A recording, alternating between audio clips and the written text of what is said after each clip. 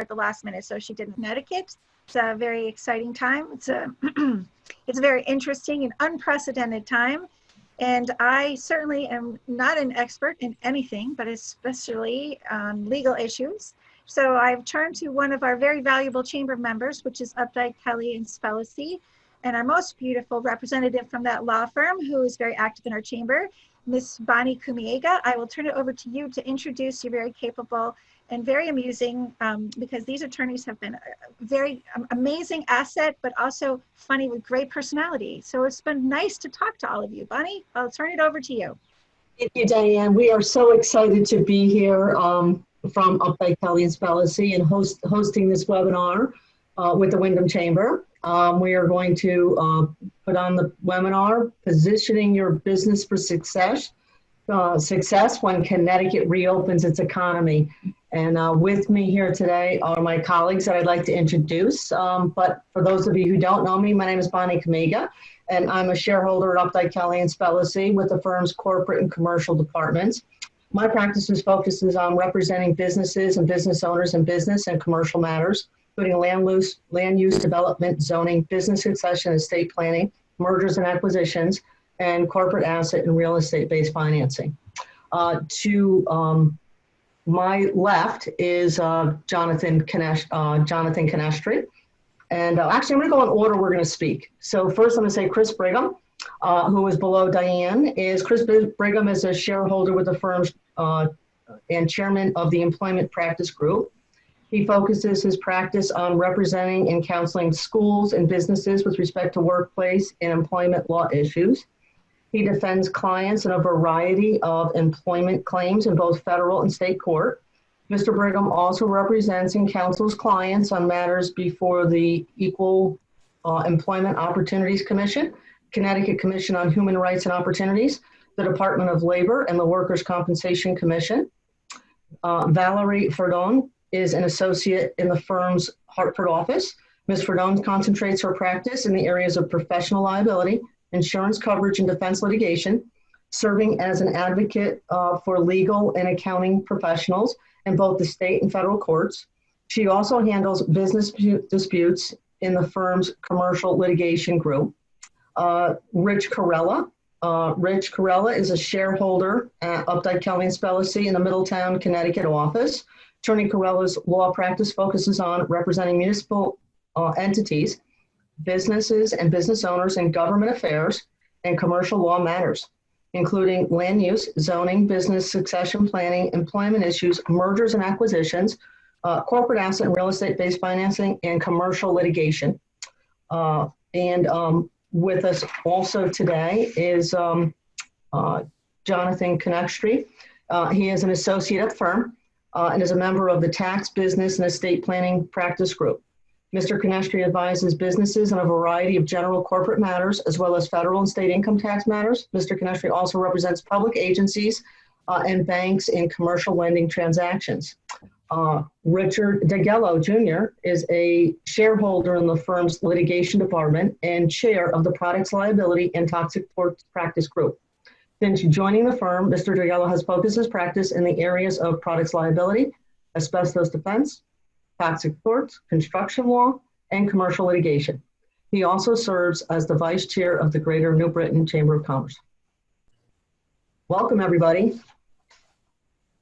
So first up is Chris. Would you like to start us off? I'd love to. Thank you, Bonnie. Thank you, Diane. And good morning, everybody. So what I thought I would do is talk briefly about some employment issues that we're dealing with for clients as we get ready to go back to work. And then I'll turn it over to Valerie, who works with me in our employment practices group. And Valerie's going to just sort of highlight and summarize some of the return to work guidelines now that they're coming out from the state government. It's interesting. I've been practicing for almost 30 years, and for the last 6 weeks to 8 weeks, I haven't actually practiced any traditional employment law other than, COVID-19 employment law. Initially, we were very focused on layoffs and helping our clients, unfortunately, go through reduction in force measures.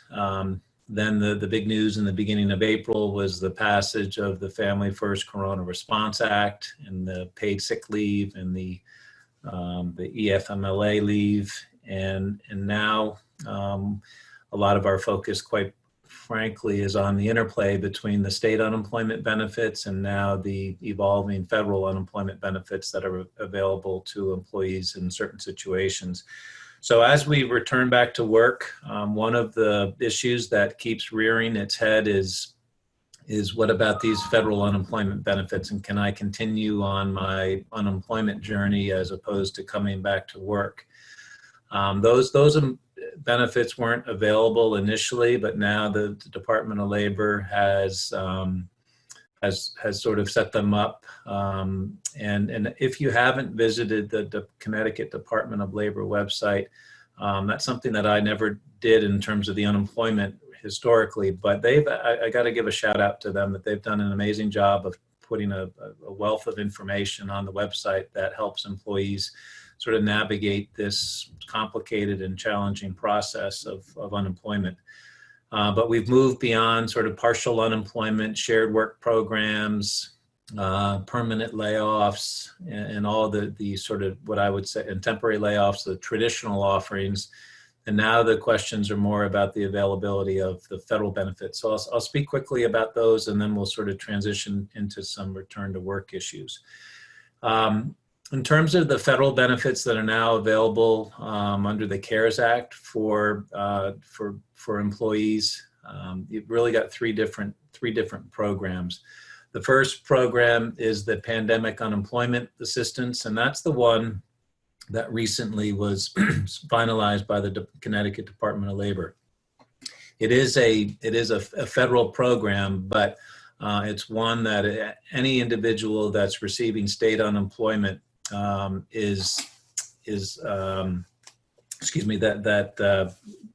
those two sort of interact together. So you've got the PUA, the Pandemic Unemployment Assistance, and then the Pandemic Unemployment Compensation, the FPUC, they're calling it. That's the one where you're entitled to an additional $600 a week.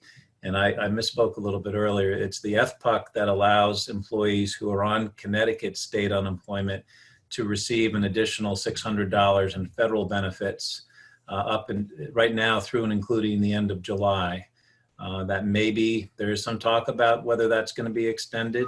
And that is sort of the controversial program that a lot of folks are talking about, saying, gee, you know, if my employees are out, they're receiving state unemployment, now they're receiving federal unemployment, and it's going to be a challenge to get them back to work.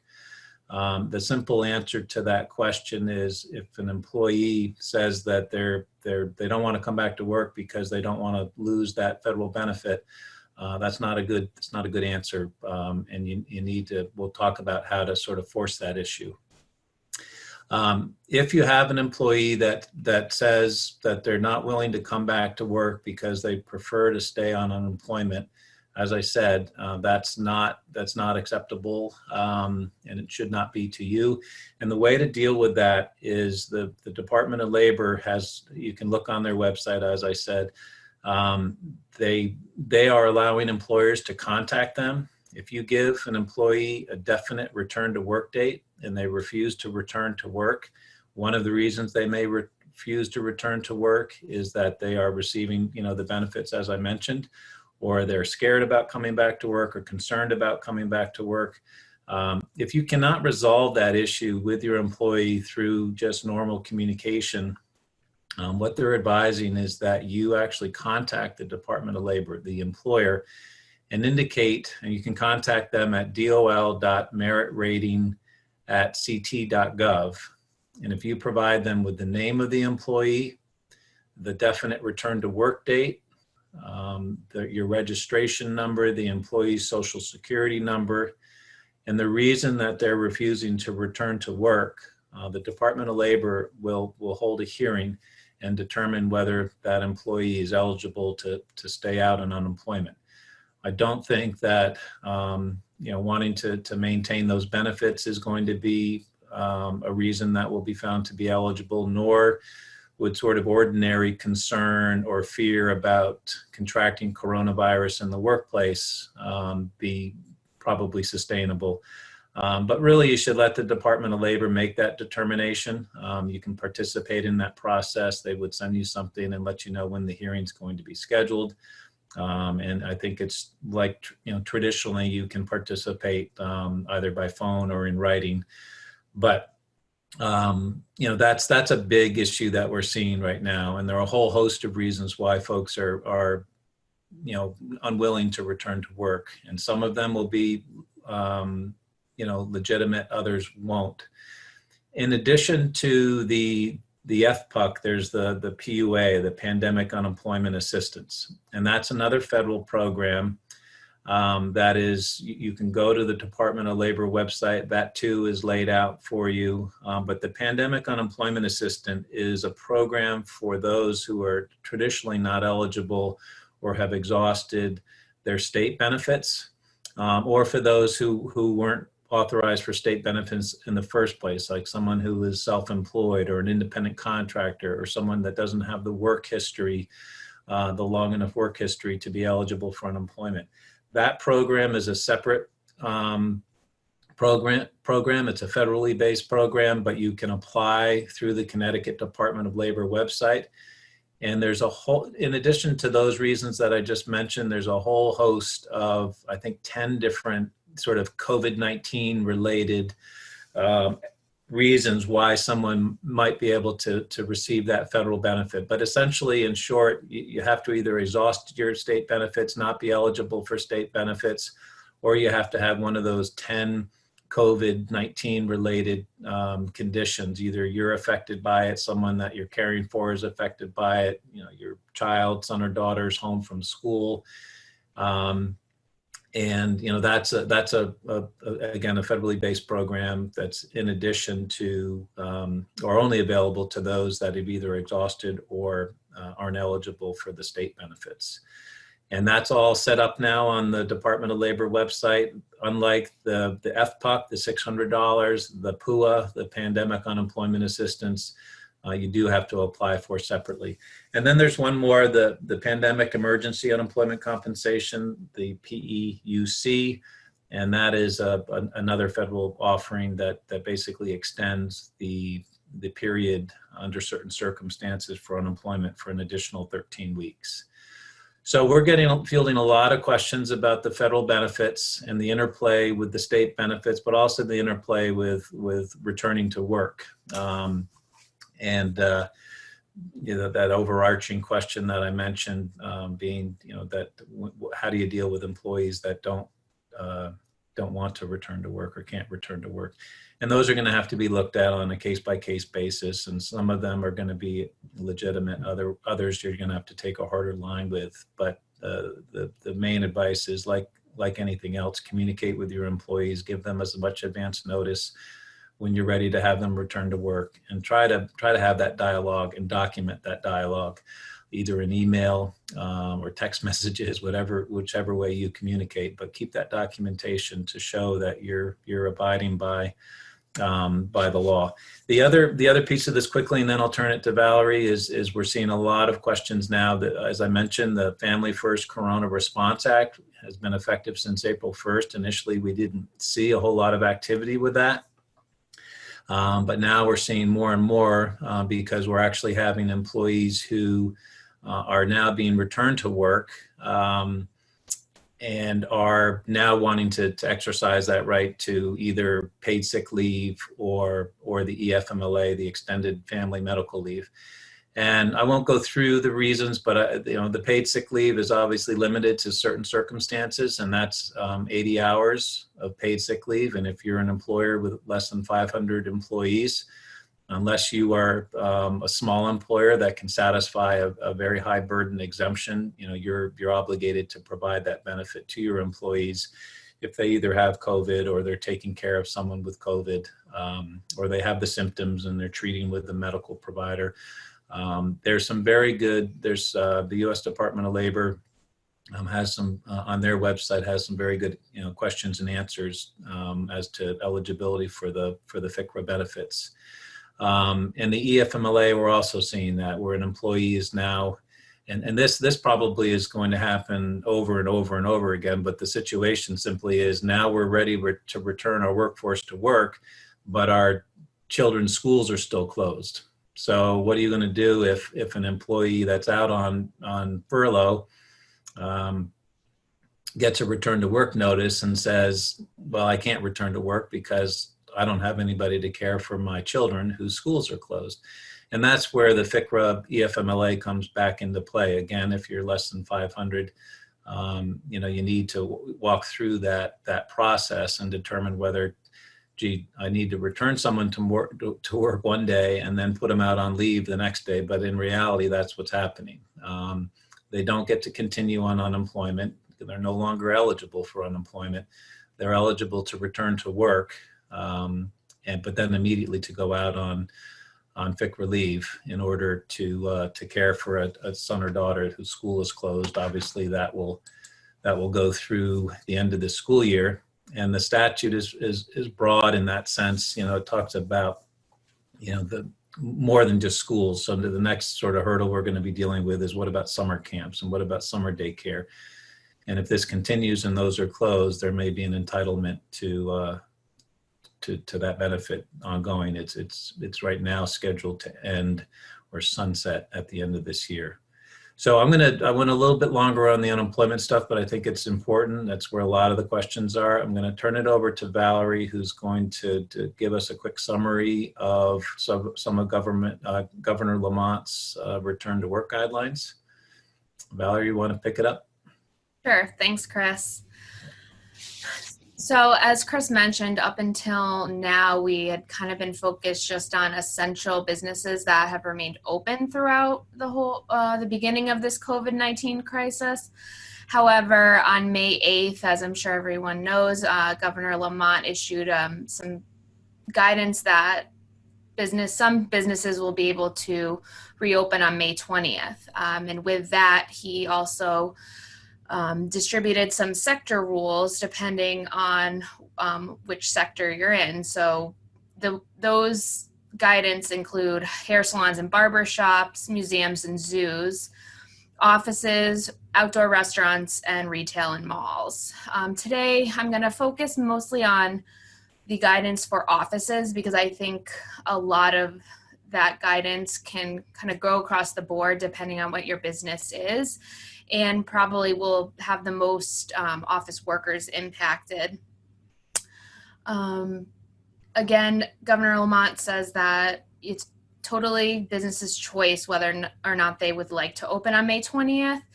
And if you do choose to open, you have to follow the guidelines that were distributed. All businesses are going to be required to self-certify prior to opening on May 20th that they have read the guidelines and put these different procedures into place. The certification system will be online at the Connecticut Department of Economic and Community Development website. And it's not up yet, but if you look on there, there'll be an update with a link. So if you're planning to reopen on May 20th, keep looking at that. There's all the guidance is posted on that same website. And it kind of lays out everything you should be starting to think about as we approach this May 20th reopening date. Governor Lamont would like all businesses to limit their capacity to 50% when you reopen. So in a lot of cases, people should try to continue to work from home if possible, and just kind of split your staff and have some people come in, some people work from home, but at all times the capacity should be at 50%. And especially those individuals that are in the high risk category and over the age of 65, those are especially important that those individuals continue to stay safe and either work from home or have other accommodations made for them. Prior to reopening, so in the next week or two, or if you decide to push back your date, it's important to implement policies, written policies that incorporate all these rules and kind of make a plan for your business. These policies should be distributed to employees so they know what they're getting into when they're going to return to work, because it's going to look a lot different now. Businesses should appoint a program administrator who is accountable for implementing the rules, looking at any updates that come about, and can answer questions for employees who, may have questions going back to work or once they're at work, someone like a point of contact. That could be a boss, that could be another administrator, but just a point of contact. Also available online, there's protocols on how to clean and keep your office safe. So there's also OSHA guidance on this. So an important resource will be to look online and see what cleaning supplies you're going to need. Because again, it's been hard to get things. So it's important to start now. Also developing a cleaning checklist of what employees are going to be responsible for sanitizing the different workstations and making sure that the daily cleaning happens. Also, employers are responsible to make sure that their employees and their visitors are wearing masks at all times. And so if you think you're going to need to buy more masks, start that process now too. Prior to anybody returning to your workspace, you should do a complete, thorough cleaning of the facility prior to reopening. This includes, but is not limited to, the lobbies, bathrooms, kitchens, hallways, elevators, door handles, and doorknobs, and all shared equipment, including printers, scanners, phones, desks, chairs, computers, pretty much everything. And then your policy should also specifically state that you're in compliance with Connecticut guidance. Employees and visitors need to wear a mask at all times.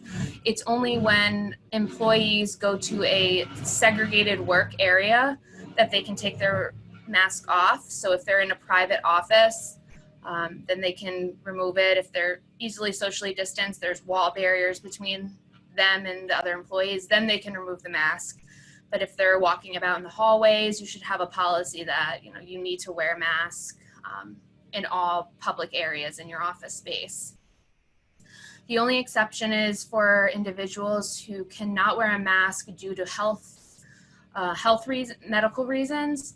And if someone says that they are not wearing a mask for that reason, they do not need to produce medical documentation to verify.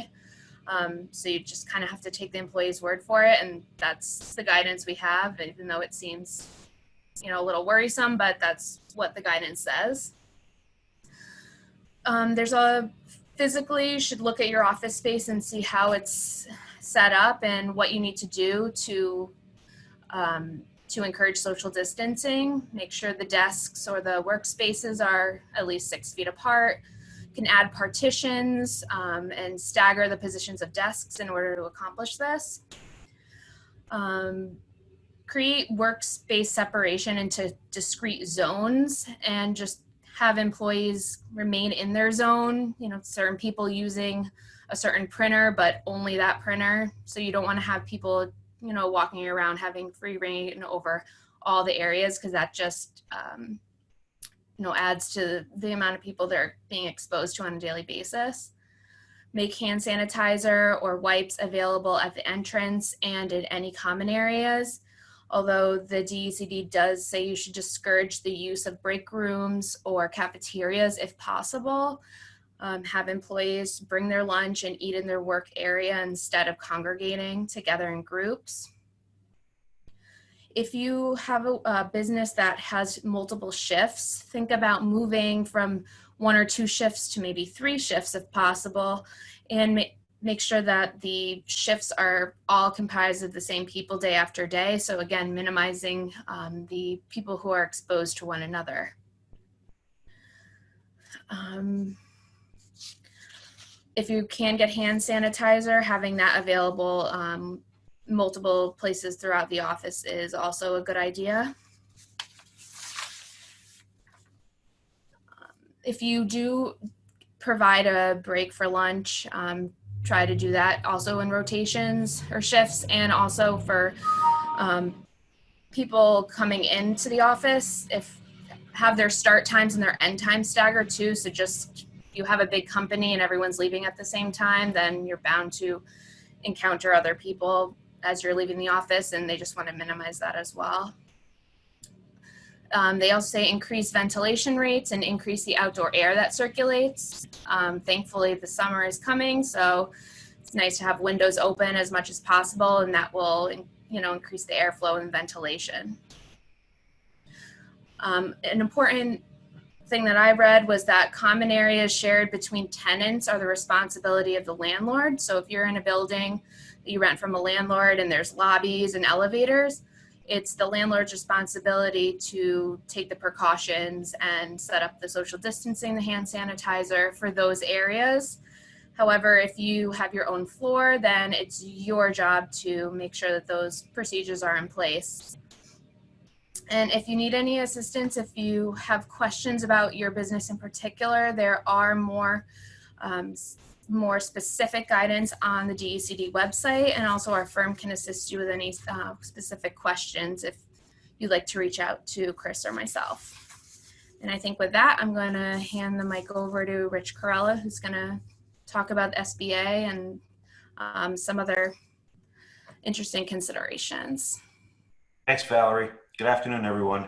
I want to talk about the CARES Act and the Paycheck Protection Program that was rolled out last month, and some of the things we're hearing about that. We're still waiting on guidance on some aspects of that, and I'll touch on that. But before I get into the Paycheck Protection Program, there was also kind of an underlooked section of the CARES Act that had to do with existing SBA borrowers. If you have an existing SBA loan, a 7A loan, or a 504 loan, or a micro loan, the CARES Act also provided a subsidy for 6 months worth of loan payments on those existing loans. So if you're a borrower and you have one of those existing SBA loans, the SBA, I think as effective as of the April payment or the May 1st payment, should have been making those payments for you. Up to a period of 6 months. In addition to that, prior to the CARES Act, the SBA on its own accord had offered to lenders the ability to have payments of principal and interest deferred at the request of the borrower. So some borrowers back in February or March had requested a deferment for up to 6 months of their principal and interest payments. The little bit of a rub there is that if you asked for that and you're in that deferment period right now, the actual subsidy of payment of principal and interest made on your behalf by the SBA won't kick in until the end of that deferment period. So essentially you'd have a whole year worth of either deferred or paid for principal and interest payments on existing SBA loans. The other interesting thing to know about that is that those principal and interest forgiveness or payments on your behalf are also available to new SBA borrowers for the next 6 months from the date of the act. So from March 27th to September 27th, if you borrow money through one of the other SBA programs, a 7A program, or a micro loan or a 504 program, the first 6 months of payments will be made by the SBA on those deals. So it's good to know, and especially as we get into some of the things that Valerie talked about in terms of maybe retrofitting your space or dealing with the safe workplaces protocols that the governor is rolling out. If you have to make capital improvements, some funds from the SBA, especially the micro loan program, which can be used for those purposes. It's a small loan up to $50,000, can be used for capital improvements, furniture and fixtures. If you have to put up plexiglass windows or deal with your HVAC system because you need increased ventilation. All of those things are eligible to be, you can borrow from the SBA and a microloan program to make those improvements, and you get 6 months of principal and interest payments made for you. So that's something to keep in the back of your mind as you deal with reopening. So let's talk about the Paycheck Protection Program. That's the one that's getting all the press and all the concerns about how it's actually being used.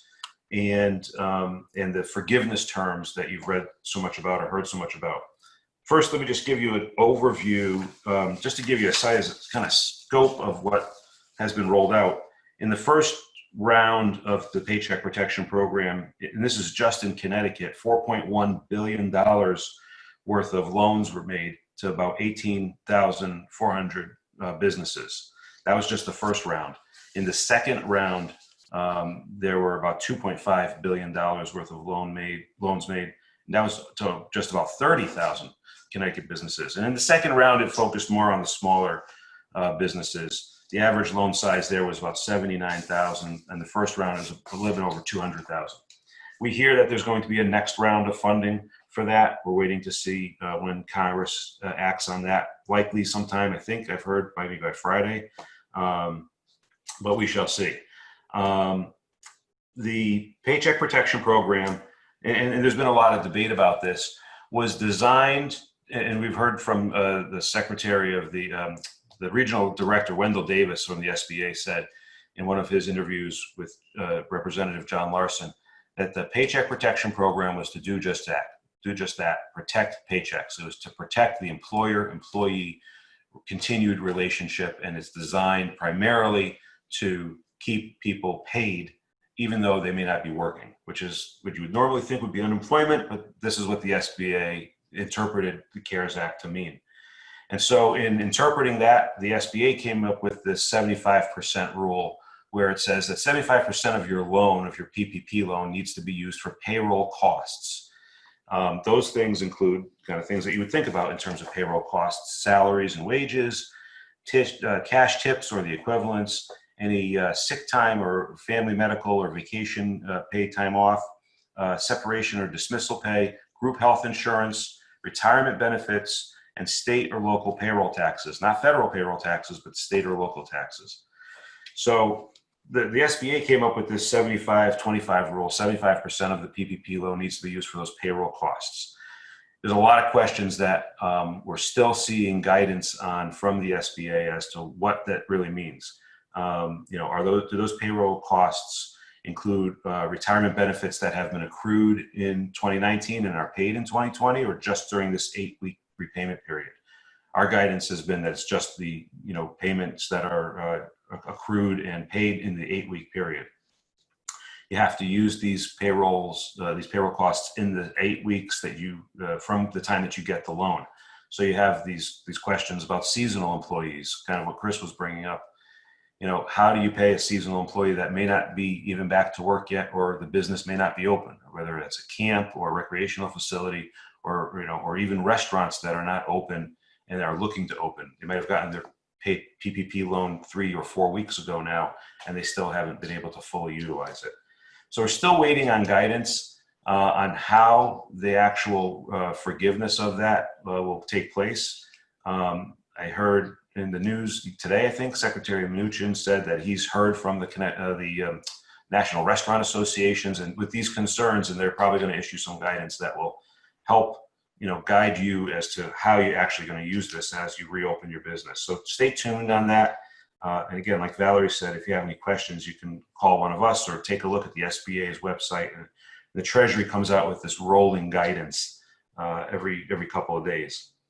The other thing that you can use the PPP loan for is for utilities or rent. Some of those fixed costs that you have. There's no definition of whether you need to use it for just that period of time in the 8 weeks, or can you pay back rent or past due utilities with it. Again, waiting on some guidance there from the SBA, and I think those are a lot of the concerns that people have. I think by and large, though, if you use the PPP loan for those types of expenses, and we're hoping to see, again, some real clarity here. If it's even a portion of it is used for the payroll, maybe not the full 75%, but they have said that you'll get that portion of it forgiven if it's used for those legitimate payroll purposes or legitimate utility and rental expense purposes. And it needs to be documented well, and you got to really keep track of how you use this. The rules are changing a little bit as we go along. We're getting more and more guidance, and you just want to not run afoul of it and go off and use it for something maybe personal for you yourself. Use it for the business, use it for the intended purposes, and you should be safe. With that, I'm going to turn it over to Rick or to Jonathan, I think, to talk about some tax aspects of what we just discussed. Thanks. Got to unmute yourself, Jonathan. There you go. There we go. Thanks, Rich. Good afternoon, everyone. Thank you for joining. I'm going to be talking about some of the federal tax developments as well as some state and local tax developments. So first off, the big tax benefit associated with the PPP loan really comes under Section 1106 of the CARES Act. And that provides that if you receive a PPP loan and those loan proceeds are forgiven, it will not result in recognition of gross income under Section 61 of the tax code. So that's a huge benefit to be able to exclude those forgiven loan proceeds from your taxable income. And that's all well and good, and hopefully these proceeds are going to be used as Rich described, the 75% for payroll, associated expenses, and the 25% for things like rent, utilities, etc., in order to qualify for forgiveness. However, the big catch really came on April 30th when the Internal Revenue Service issued Notice 2020-32. And that really pulled the rug out from under many taxpayers. The notice basically says that to the extent you use a PPP loan for otherwise deductible expenses and the loan is then forgiven, while the loan itself is not taxable, the deductions attributable to the loan are no longer deductible. So if you are a business entity and you have your payroll expenses and your rent expenses that you pay with PPP loan proceeds, then when it comes time to file your income tax return, you can no longer take those deductions. You can't take those expenses as deductions. So what does that translate to? That means you're going to see an income tax hit on the federal and state level. If you're a C corporation, the non-deductibility will result in a 30% combined income tax hit. That's because under the Tax Cuts and Jobs Act that was passed a few years back, the corporate income tax rate is 21%. And you've also got that coupled with a 9% state income tax hit. If you're an individual who is a partner in an LLC, a member of an LLC, I should say, a partner in a partnership, or an S Corp shareholder, these are all pass-through entities for income tax purposes. The effect there is going to be a 44% tax hit, assuming a highest individual marginal tax rate of 37%, and couple that with a 7% state income tax rate. So you're seeing that the effect here is not really as amazing as we initially thought. It's great to exclude the loan proceeds from our income, but when we can't then deduct those expenses, it creates an income tax burden for entities and for the individual owners of pass-through entities. But I will say that the position that the IRS and the Treasury have taken here is actually consistent with longstanding no double dipping rules. And those apply to in a case where we deny deductions attributable to exempt income, which is exactly what's happening here. However, Congress's goal was to provide tax-free relief. So we're seeing bipartisan support pushing back on the position that's been taken by the Treasury and by the IRS. Specifically, Iowa Senator Charles Grassley has proposed Senate legislation to repeal that limitation. And these Republicans and Democrats are both arguing that the position that the IRS and the Treasury has taken is actually contrary to congressional intent. But given that the IRS notice it stands, we need to operate as if all of these expenses are non-deductible until and if anything is done about it. I'm hopeful that the IRS will reverse its decision in order to honor congressional intent here, but we just have to take a wait and see approach. So in light of that development, what can you really do? If the prospect of having that income tax hit is a daunting one to you, you can pull your application or amend it if it's not been accepted yet. The deadline for that is May 14th with the SBA. You can return the funding as well. Some other solutions that you might want to take in order to deal with this income tax implication would be if you are a C corporation and you have a net operating loss carry forward, you can actually shelter those non-deductible expenses, those expenses that you can now are prevented from deducting because of the loan forgiveness limitations. The downside with that is you're using up your net operating loss carry forward that you may have been saving for a rainy day. Aside from a C Corp, if you're a pass-through entity, so if you're an LLC, partnership, or S Corp, you may have a projected loss for this year, although it's very difficult at this point to say. We're only in May. If you have a loss, the non-deductibility of those particular expenses really is not an issue because you won't be paying income tax anyway. The real, as I said, the real issue with that is you would need to make a determination and certify to the SBA during the taxable year and project out that you're going to be having a loss. And if your prediction is not accurate, you can find yourself with an income tax hit. In terms of professional corporations, a special consideration for those as well. So those are organizations of accountants, doctors, attorneys, architects, engineers, and other licensed professionals. These particular groups will often take the approach of zeroing out at the end of the year. So they have their income, they pay their salaries, their bonuses, and other expenses, and they zero out. Now here, if you are no longer able to deduct those particular expenses that you're seeking PPP loan forgiveness for, you're going to take a combined 30% income tax hit. So overall, PPP forgiveness, it comes with this fair share of concerns. So you want to take a full look at your overall situation before you go ahead and just grab those funds and start spending freely, expecting them to be forgiven. And the last thing you want is an unexpected income tax liability at the end of the year. And as Rich mentioned, you definitely want to keep good records. There is a tracing rule. When you do go to apply for loan forgiveness, your bank is going to be providing the SBA with information. Further, if your PPP loan is in excess of $2 million, there's a mandatory audit at the SBA level. So really important to keep good records. There's going to be a lot of scrutiny here. And the last thing you want is to not be able to substantiate an expenditure that you're seeking forgiveness for. Lastly, with respect to the PPP loans, employer contributions to retirement funds, 401k plans are eligible for loan forgiveness, but just keep in mind if you have an accrued contribution, let's say from 2019 that you have an obligation to make and haven't made yet, you should use other cash for that particular contribution.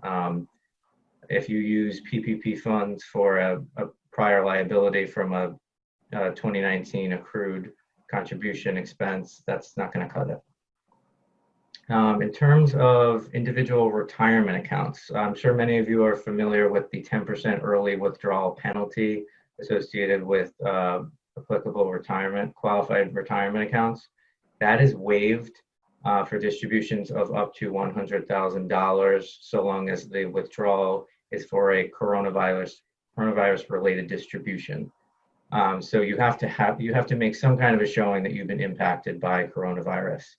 If you lost your job, your spouse lost their job, your business is shut down and unable to operate, I would say that that's probably good evidence that you've been that you have a coronavirus related interruption. Next would be the business interest expense deduction. So the CARES Act actually increases the amount of an interest expense deduction a business can take. It was 30% of adjusted gross income, and now it's been increased to 50% for years 2019 and 2020. And businesses can actually elect to use 2019 adjusted income figures in place of 2020 figures, because when you think about it from a practical perspective, if you're limiting a deduction to 50% of AGI and the entity has taken a massive hit in 2020, well, 50% of nothing is still nothing. So you can use those 20% those 2019 figures for AGI as well when calculating that particular business interest expense deduction. And next, a big benefit here, net operating losses changes under the CARES Act. If you are a C Corp that has a net operating loss that arose in years 2018, 2019, and 2020, you can actually carry those losses back to each of the 5 years preceding the loss of the initial NOL. And this is a huge benefit. So just a little background, remember the purpose of an NOL carry back and carry forward is to ensure that the tax code targets a firm's average profitability over time, regardless of how volatile a firm's income is from one year to the next. And the unlimited carry forward of NOLs that was created under the Tax Cuts and Jobs Act of 2017 still stands. So you can continue to carry those forward. And lastly, with respect to NOLs, there was an 80% limitation on NOLs that has been suspended under the CARES Act. So a C Corp can now potentially eliminate all of its taxable income in 1 year instead of having to carry forward their NOL in excess of the 80% limitation. So again, some benefits there. What if you're a non-C corporation taxpayer? What kind of benefits do you get? So for non-C corporation taxpayers, your pass-through entities, their ability to deduct excess business losses has been increased. It was $250,000 per year or $500,000 per year for married filing jointly. The act actually delays the application of those particular limitations until 2021. So you can deduct all excess business losses for years 2018, 2019, and 2020. So what happens if you decide the PPP loan isn't for you or you don't get it? Especially since we've seen so many applications and people have not received their funding yet. What other benefits are available? The big one for employers would probably be the 6.2% deferral on the employer share of payroll tax. That's for all wages paid between the period of March 13th through December 31st of this year. But you need to pay that back eventually, 1/2 by the end of 2021 and the remaining half by the end of 2022. So you're paying it back, but it's actually an interest-free deferral. So it's great to be able to put off that expense for a little while. But keep in mind, however, if you get a PPP loan, this deferral of the employer portion is not available to you. Another benefit that again is not available to employers if you get a PPP loan, but could be a good alternative, is under the Families First Coronavirus Response Act, there is actually a qualified wage credit that's equal to 50% of qualified wages that are paid to each employee during the period of March 13th through December 31st. And that caps out at $5,000 per employee. So to the extent that half of the wages you've paid to one particular employee reaches $5,000, you're capped out, but that's a great employer credit right there. And reminder, if you get a PPP, you can't take that benefit. There's also a child care and sick leave credit. You can use those credits as well as the $5,000 per employee qualified wage credit that I just discussed, but you just can't use it for the same wages. You'd have to use one and then move on to the other because otherwise it would be considered double dipping. In terms of tax filings and due dates for filings and payments, all federal and state filings and payments, as I'm sure many of you have heard, have been extended to July 15th of this year. It applies to all income, gift, and estate tax returns. Those businesses that collect and remit sales and use tax that have an annual sales tax liability of $150,000 or less have some special relief. If you are someone who files your sales tax and room occupancy tax on a monthly basis, those returns and payments that were due March 31st of 2020 and April 30th of 2020 are extended to the end of May. And if you're a quarterly sales tax filer, payments that were due April 30th are extended to May 31st of this year. And lastly, on the local level in terms of your local real estate, your motor vehicle tax, and personal property tax.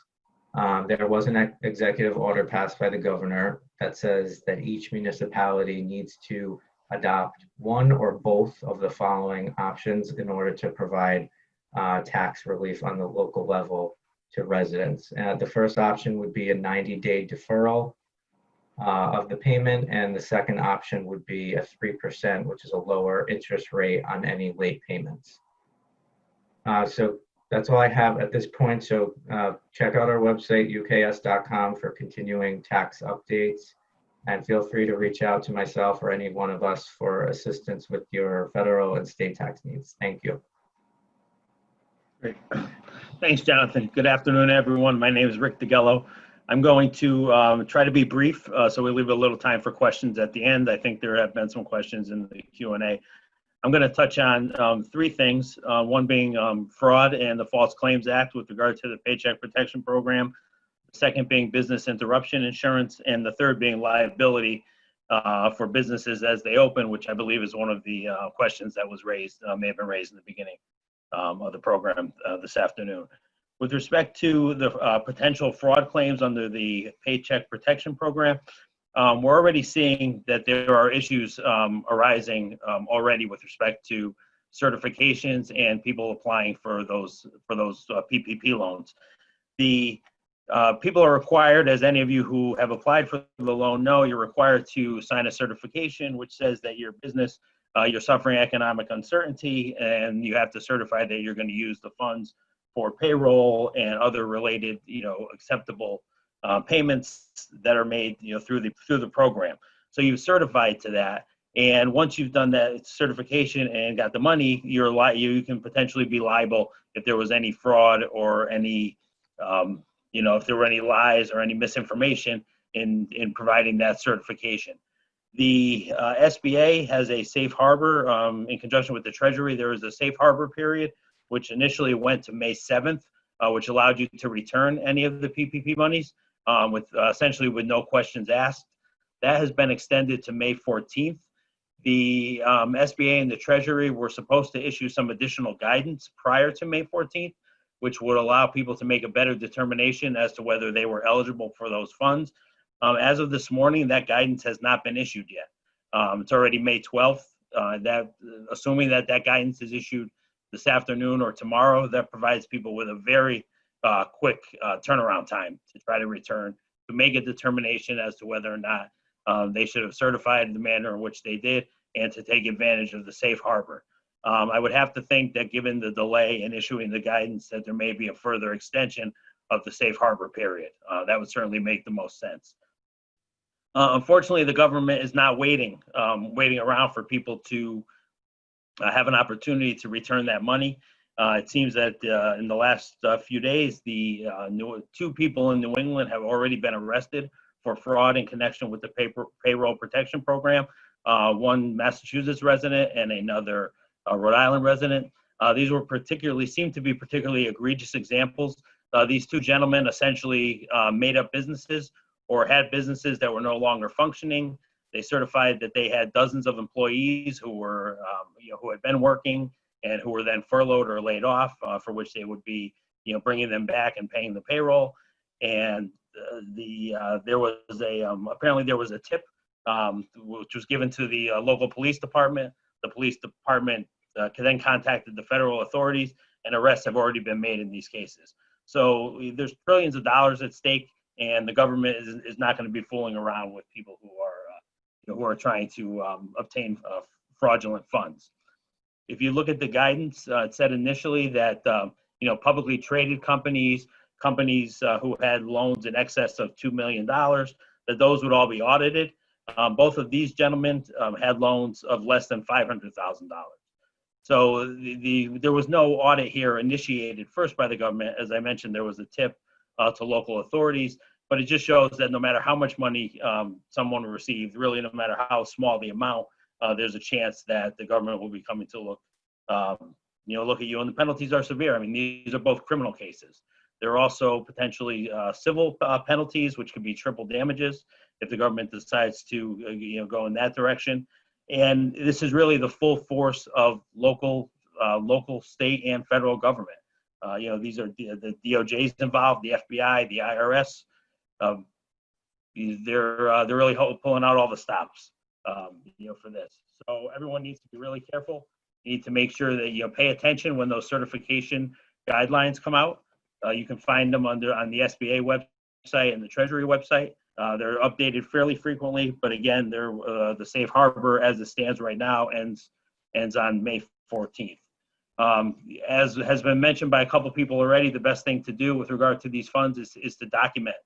Keep very good records about, one, your reasoning for applying for them in the first place, the economic impact on your business, whether or not your business was one that was shut down, or you had to furlough employees, whatever the economic reason was. Keep great track of that.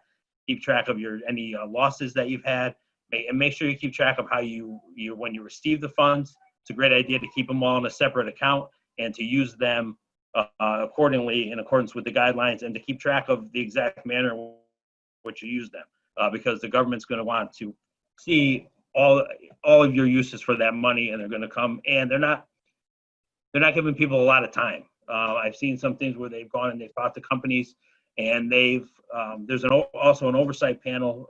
House has a federal oversight panel, which has already issued letters to five companies. These are larger publicly traded companies, but they've already asked them to return the funds based on the fact that they determined that they did not meet the criteria. And they essentially said, return the funds by May 14th or by May 15th, provide us with all your documentation as to the justification for you asking for those funds in the first place. So there's really no time to put things together once the government audits you and asks for it. So this is a cautionary tale. As I said, they're not wasting any time. Arrests are being made already. This is not to scare anybody, but just to make sure that you're on top of the situation and that you're keeping good records. The second thing I wanted to talk about very quickly, because I see we're getting close on time, is business interruption insurance. Typical business interruption insurance is something you'd have in a general commercial or an all-risk policy, and it essentially, traditionally, it would apply in situations where there was physical damage to your premises, or in some instances where the government ordered a shutdown of either your business or surrounding business, which impacted your ability to conduct your business. The physical property or property damage component is essentially there. For instance, if there was a fire or a flood, you had to shut down for a certain amount of time, your business interruption insurance would cover that. There are questions as to whether or not something such as COVID-19 could constitute property damage. There's a good argument in that, given the cleaning guidelines, that you can make the argument that all of your equipment and your premises were contaminated, and therefore that could be a form of property damage. That's going to have to be litigated. There are already close to 200 lawsuits that have been filed throughout the country. There's 6 in Connecticut, and people are just are not wasting any time in trying to bring this to a head with their insurance companies, so that the courts will need to make a determination as to what exactly constitutes property damage, whether or not there's many of these policies also have virus or bacterial infection type exclusions. Those are all going to have to be considered as well. So these things are, they're going to be litigated sooner rather than later. As I said, there's almost 200 lawsuits that have been filed by various businesses against their insurance company throughout the country. The important thing to do for anyone who's thinking of bringing a business interruption claim is to put your insurance company on notice. So if you think you have a claim, if you lost money during this time, you had to shut down, your best bet is to talk to your broker, put your insurance company on notice, so that you don't want to be in a position where they come back 6 months from now and say, you knew about this for 6 months, you never gave us notice, we're denying on that basis. What essentially will happen is you'll make a claim, and the company will immediately deny it, and then you can work with your broker to start assuming that you want to pursue it, you can start working with your broker to put together the documentation that you need to show your claims. Lastly, very briefly, I know that there are some people concerned about liability when they open up. I think one of the things we talked about initially was, what if you have a restaurant, somebody comes in, they claim to have contracted COVID-19 from being in your premises. The most important, there's been some discussion on both the state and federal level about offering some type of immunity to businesses just for that type of claim. There's been nothing that I've seen in that regard to date. The best thing you can do at this point is to do what you would do to prevent any kind of negligence claim against your restaurant. You know, a claim from somebody coming in and getting sick from food poisoning, or somebody coming in and having a foreign object in their food. With respect to COVID, what you need to do is document very thoroughly the steps that you've taken to keep the premises clean, the steps that you've taken to make sure that the social distancing guidelines are being followed, and then this is applicable for any business. And just keep good records of what you're doing on a daily basis, cleaning, whether or not you've designated somebody to be in charge of that. You know, make sure that you're having somebody keep good records of that, and then you'll have some argument that you followed the guidelines and that you did the best you could. You know, everybody should keep in mind that it's also going to be very hard for anyone to prove exactly where it was that they may have contracted an illness. If you do have people who are, deciding to venture back out into the world and are going to restaurants, then there's a good chance that they've also ventured out into many other places. So the fact that, it's going to be a very high burden for them to try to prove that they contracted it at a specific location. Thank you for your time. As everyone said, if anyone has any questions, feel free to contact any of us, and thank you. I want to thank you all very much. That was very informative. We do have a couple of questions, so if you don't mind, I'm going to ask them and you guys can fight over who will answer. The first one is, can employees or LLC members pay themselves with the PPP loan money from the 75% they are currently, from the 75% if they are currently not receiving unemployment or any other salary? Yes, the short answer, I believe, is yes. The SBA came out with an interim final rule on this matter early on that said if you're a self-employed individual, maybe you have some employees or maybe you don't, but you can calculate your annualized income as long as it's not greater than $100,000 and you file a 1040 Schedule C, basically self-employment income. You can use the PPP money for that 8-week period of time to pay yourself your payroll costs. And those include the things that we talked about at the beginning, which would include, any other types of benefits that go with that, retirement benefits that are accrued during that 8-week period, and the like. So I don't know, Jonathan, correct me if I'm wrong on that one, but I think that was early on that they said that you could do that. Yeah, Again, that is correct. Okay, my business requires me to visit new homeowners and give them local information and ads from local area businesses interactively. Will it be considered safe to do so if I wear a mask, speak to the people outside their houses, and keep 6 feet away as I am handing out the papers?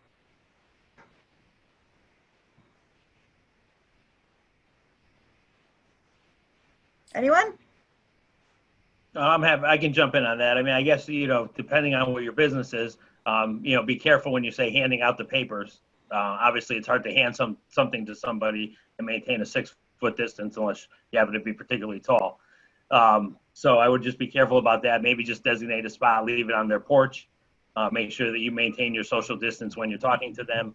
I would also try to set up a time where you're not, or depending on your business, maybe there's an opportunity to contact them ahead of time so they know you're coming, so that you're not standing at their door, knocking on the door, ringing their doorbell unless you're wearing gloves or anything of that nature. Again, a lot of this is common sense. Do the best you can. So Rich, let me piggyback on that.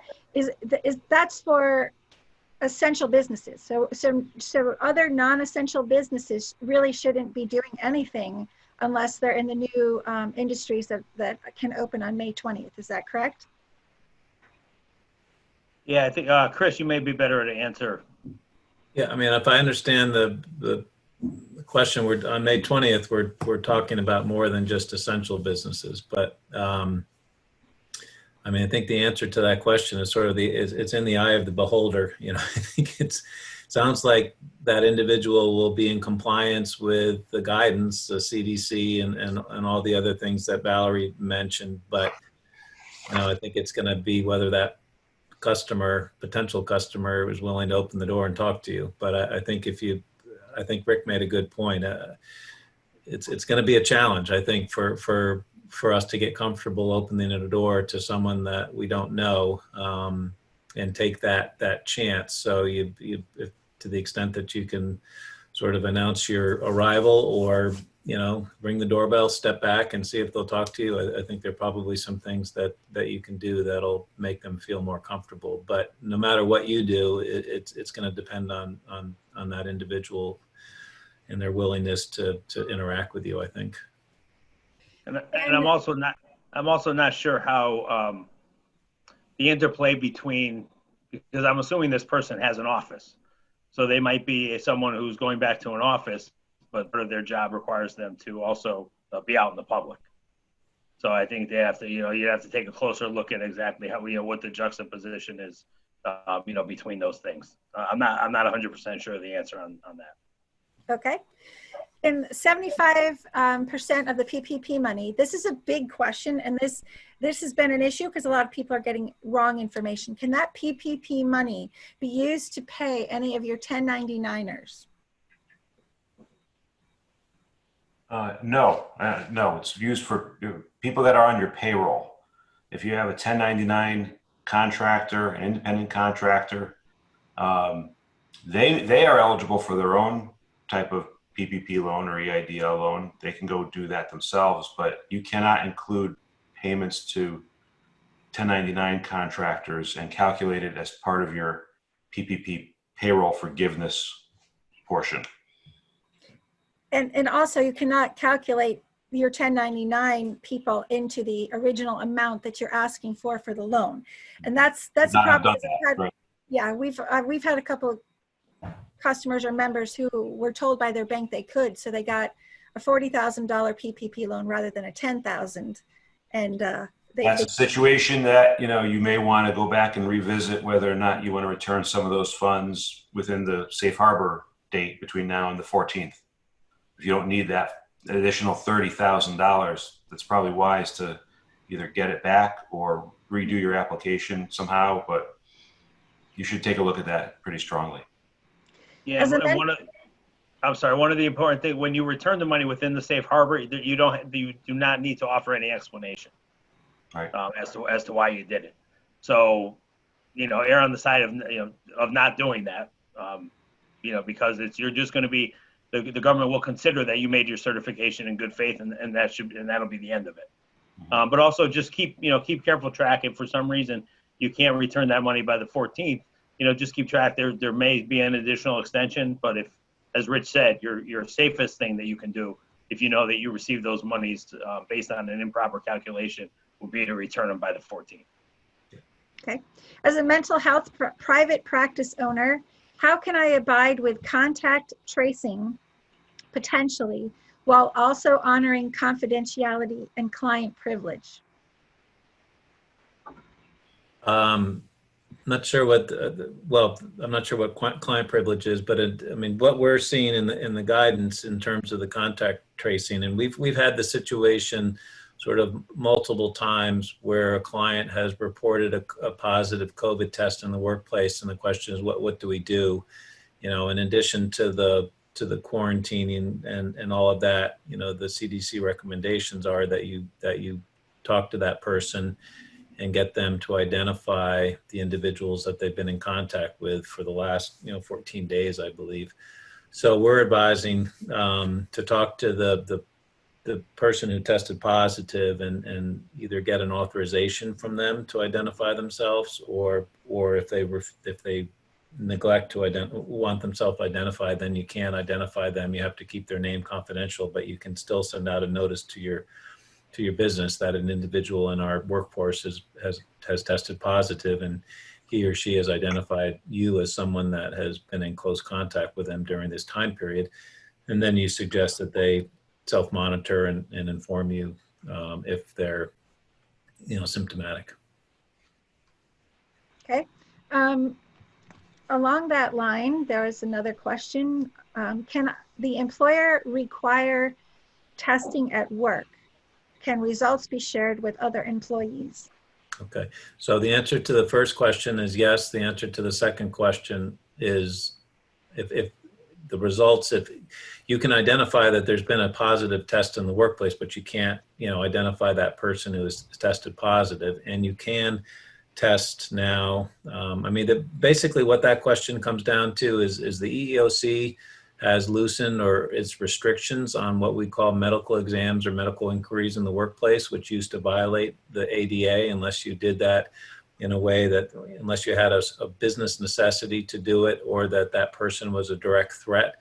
The EEOC has basically said someone with COVID is satisfies, both those tests. They are a direct threat to themselves or someone else in the workplace. So you can test if the tests are available. I mean, the other way to do it, we've seen a lot of is temperature checks.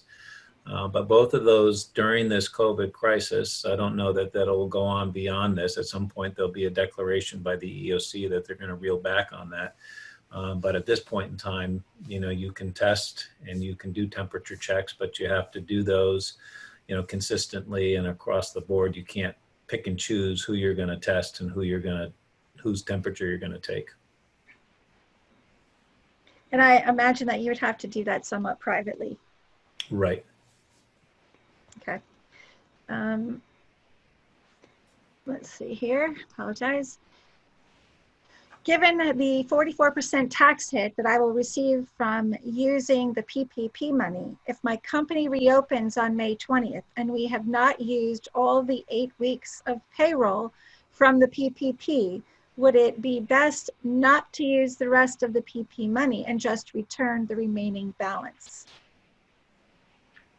I'd say it's really a case-by-case basis. I mean, it's still a low interest loan, so there could be other things that you want to use it for. It depends on the overall shape of the business. If it's a matter of keeping the business afloat versus going under, then I would use those proceeds for other things. I'd much rather take an income tax hit associated with not the non-deductibility of payroll costs than see the business close for good. So it's a case by case, I would say. My business does not fall into any of the categories listed, but it is a very niche industry. We will never be listed. It's a mix of outdoor and office facilities. How will I know if I can open in any of the phases, and particularly phase 1? I don't know, Valerie, if you've got anything on that, but I think we kind of need to know a little more information about what the business is, because it's not only how they're set up, but also the services that they're providing. So maybe your offices, depending on what they do, can open. Okay. I'll see if they answer and give us some more information on that one. In the meantime, as a dental hygienist, the CDC is recommending that no elective procedures be done. The dentists in the Connecticut Dental Association, as well as the governor, are saying we can open now on May 20th. The first phase, phase 3 or 4, then changed to now. What do we do? Okay, so at first they could open in phase 3 or 4, but now they're saying they can open now. So what do? Go by what the CDC is recommending, that no elective procedures be done, or open and do elective procedures per the governor? I think that's the point of the question.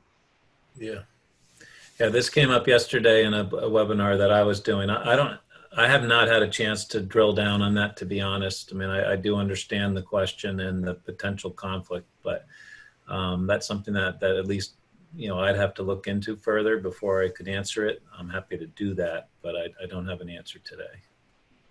So what you can do is, if you get that answer and can email me, I'll be sure to send it out to everybody who's on the call. I'm sorry, Rich. Like Rick. Yeah, I just wanted to jump in on the question before. If I recall correctly, and I may be mistaken, I believe that when the governor first identified what were going to be considered essential businesses, when the shutdown first began, that if you thought you were an essential business, there was a mechanism by which you could contact the state to get some further guidance on that. That may be something that this individual can look into as well, to see whether or not, if their business doesn't fall neatly within any of these categories, there might be a way to reach out to the state for some additional guidance in that respect. Okay. Because until there's an everybody go back to work order, there's going to be businesses that are, may fall through some of these, through some of these traditional cracks.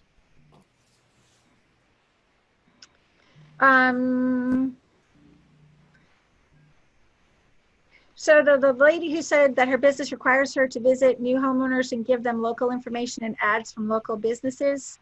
And is it okay if she just wears a mask as she does that? She says she works out of her house. Not sure if that means anything more to any of you. Probably not. I think some of these are very case specific and they're better off calling you and talking to you because there's too many factors that play into that.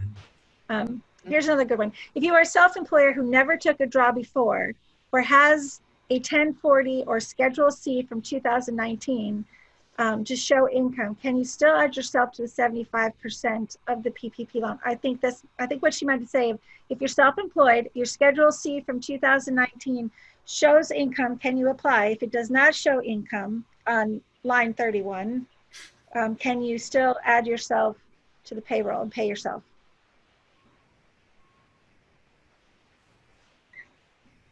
I would think so. It's a good question, right? So you haven't shown any income. So how do you justify what your annualized payroll is? I guess that's the question. But I'm sure you've taken other forms of income out of your business. Otherwise you wouldn't still be in business. You'd be doing something else. So I'm sure there's some way of figuring out how to pay yourself if you're still operating. But I don't know, Jonathan, do you have any ideas on that? If there's no reported income or if they show a loss, how do you give yourself a paycheck? If there's been no compensation of any kind shown in 2019 or in 2020, I do know that for instance, if you've got an entity that recently hired an employee, that doesn't mean that they're necessarily barred from carrying that employee's wages with the PPP loan proceeds. So I would think that there's got to be some way. I think it would probably involve drilling down a little more on the specifics of, the compensation historically, but I would be a bit surprised if there would be no relief there whatsoever. Even minimum wage, I would think. You could pay yourself minimum wage, I would think, right? So it's something to look into more specifically with either your accountant or perhaps one of us if you have more specifics on that. So the other person that said that they have a very niche industry, they are correct. They are a skydiving center. So as a skydiving center, how will I know when I can reopen? Because I'm not going to probably fall into any other normal category. Easy to keep the 6-foot separation, I guess, in that instance. Yeah. Well, 20,000 feet up would be fair enough, unless you're connected. There, you don't have to worry about COVID there. Other things you got to worry about. I mean, I would think that would fall into a recreational or sports category, entertainment.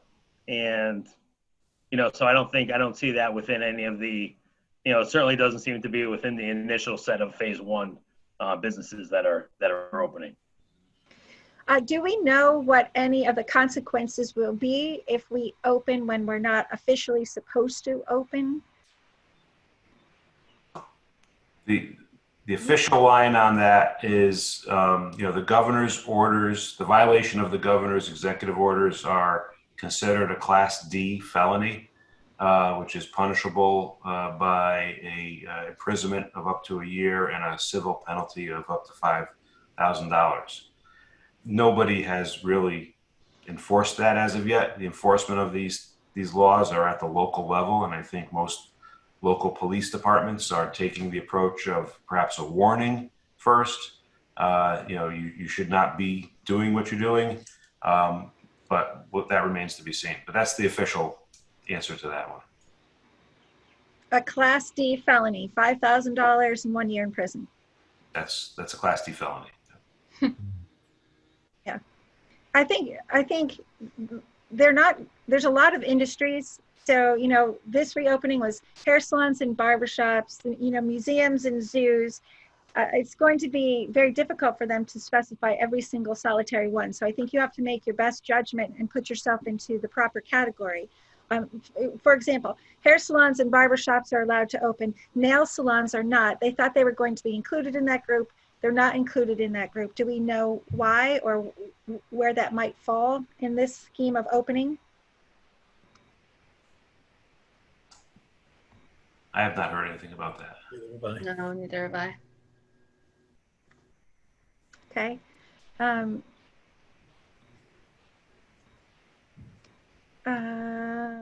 Our office meets with clients. Are we allowed to open?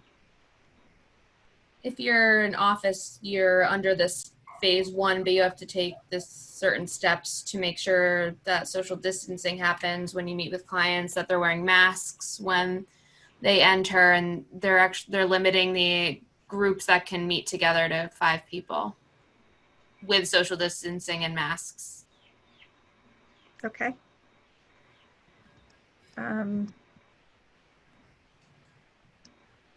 Everyone is saying thank you very much, that your information was so thorough that there's not a lot of questions. And I have to say, you did cover the majority of the ones that people had sent to us ahead of time, so that's very good.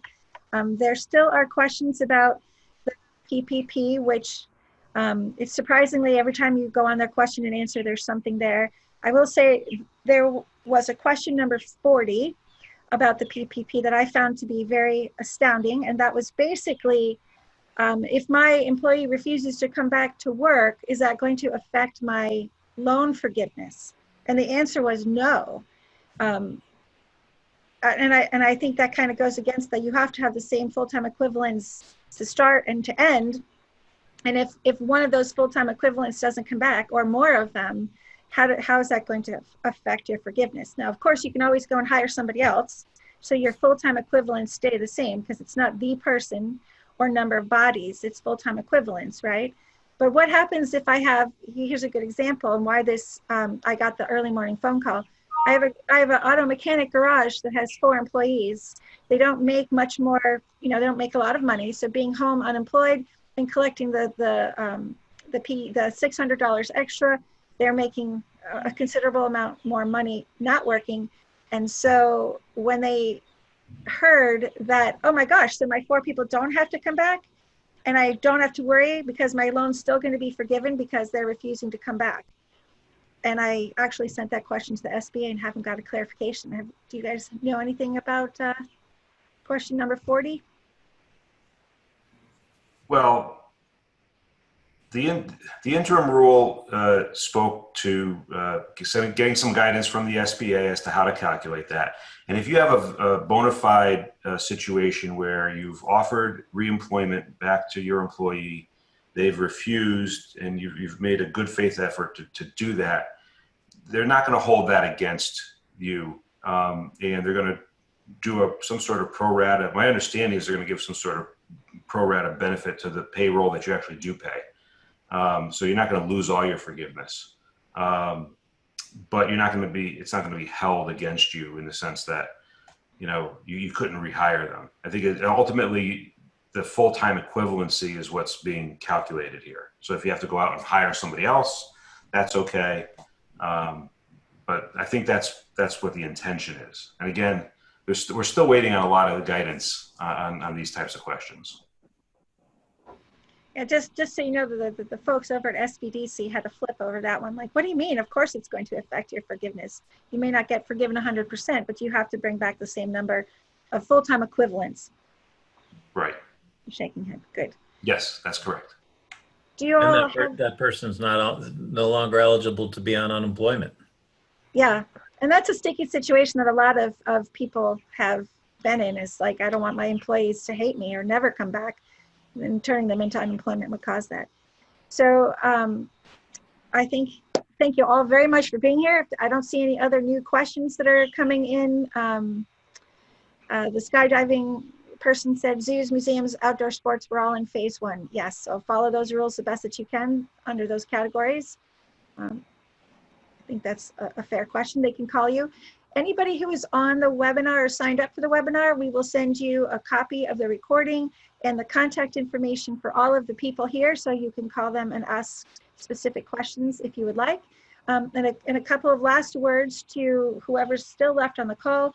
We are doing a complete series about reopening, and today was the first and the best. Of course, it's going to be hard to have everyone else live to this standard. Tomorrow, we have a webinar with Wendell Davis, who is the regional administrator for the SBA. So any of you who have those questions can ask him to his face and see if you can get an answer out of him.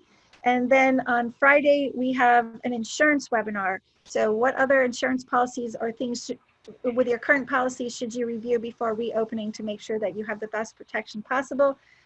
Monday, we have Congressman Courtney coming, and then the Chamber is partnering with the SBDC to create a series of industry-specific reopening webinars that will go over specific mandates. But the best part about it is not just to tell you what you have to do, but they're going to calculate in their really cool programs that they have. They're going to calculate estimated costs for you to do some of the guidelines, the employee training, and additional supplies that you may need. So it'll give you an idea of how much it's going to cost you to open under these guidelines. So keep an eye on our website, which is wyndhamchamber.com. If you haven't registered for our newsletter, you should. Unfortunately, for the last month and a half, it's been coming out every day. And even I get sick of everyday emails, but there's information is changing so quickly, we have to. Bonnie, once again, thank you very much for hosting this and bringing such a wonderful team of experts. And hopefully none of us ever need to hire an attorney. We'll all stay healthy, happy, and never need a legal advice, right? Wouldn't that be nice? No, you guys think. We're here to support all of you who do. So I want to thank our team and thank you. Yes. Alrighty, guys. Take And care. also remember our website at uks.com. We also provide and post daily all the new rules and do the assessments for you. So all of your documents that you put out are on our website for them to get, as well as the link to you at the very beginning of the chat is your contact information. And like I said, we'll send all that out to everybody who is on the call. So again, thank you again. Thank you all. Take care now. Bye-bye. Bye-bye. Bye.